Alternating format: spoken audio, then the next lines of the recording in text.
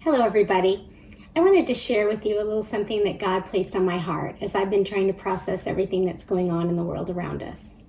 It's an illustration, a scenario that I'm sure many of you are familiar with, but if you just picture with me a little preschool-age child playing outside, and then suddenly they begin crying and they run up to you.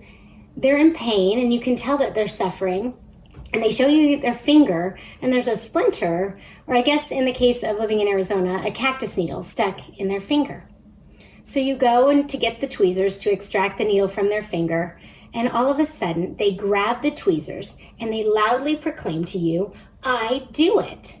And then they begin to repeat the phrase, "I do it," over and over again, loudly at first, and then getting quieter and quieter as they're trying to manipulate these metal instruments in the way that they've seen you do it. Slowly it becomes a whisper, "I do it, I do it," as if they're trying to give themselves a motivational chant to keep going. And then, when they tire of trying to squeeze this tweezers, they look up at you with a tear rolling down their cheek, and they say, "Mama," or "Daddy, you do it." On a much grander scale, the Apostle Paul had incredible suffering in his life. Some days he didn't know if he was going to see the next day. But to the church in Corinth, he wrote the reason and the purpose for his suffering. 2 Corinthians 1, 8-9 says, "For we do not want you to be unaware, brothers, of the affliction we experienced in Asia. For we were so utterly burdened beyond our strength that we despaired of life itself.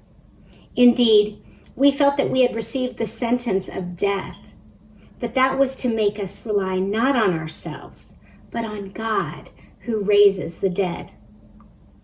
Paul was afflicted. He was at the end of his rope.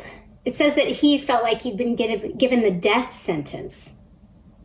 But he wrote that the reason, the purpose for his suffering was so that he would rely on God and not on himself. Romans 5, 3-5 says that suffering produces endurance, it produces character, and it produces a hope in God. And that hope is a reliance on God. There's a lot of suffering going on out there right now, and some of you may be suffering yourselves in your own homes, and it may be completely unrelated to illness, but as a result of the coronavirus pandemic. There's also a lot of people out there that are saying, "I can do this," or "we can do this," kind of like the preschooler saying, "I do it." Then there's other people who are locked away inside their homes, and at the end of the day, all they can do is whisper, "I just can't do this." The truth of the matter is that we can't do this in and of ourselves. But my encouragement to you, Highlands family, is that there is someone that can. And just like the mother or the father watching their child struggle to get that needle out of their hand, our loving God is watching, and he's waiting for us to throw up our hands and say, "Daddy, you do it."